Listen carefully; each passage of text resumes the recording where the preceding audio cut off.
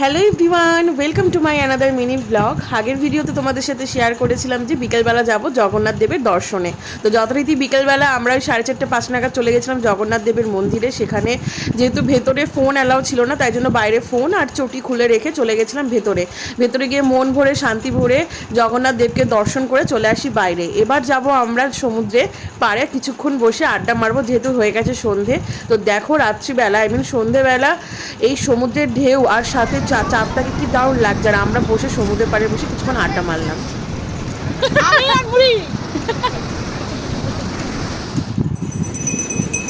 কি গো, তুমি লুকিয়ে লুকিয়ে কি খাচ্ছ? ঝালমুড়ি?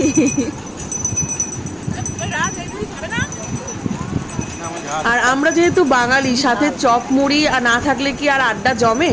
তাই সমুদ্রের পাড়ে বসে আমরা মশলা মুড়ি আর সিঙ্গারা খেয়ে কিছুক্ষণ আড্ডা মারলাম।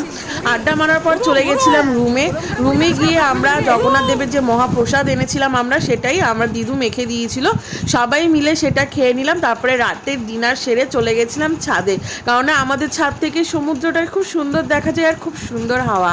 তাই জন্য ছাদে কিছুক্ষণ আড্ডা মারলাম সবাই মিলে। তারপর দেখো তোমাদেরকেও দেখাই সমুদ্রের পাড়ের ভিউটা। রাত্রিবেলা যে মেলা বসেছে, চারিদিকে এত লাইট, কি দারুণ লাগছে। তো আমার ভিডিওটা এই পর্যন্ত। তো তোমাদের কেমন লাগলো এই ভিডিওটা অবশ্যই জানিও কমেন্টে।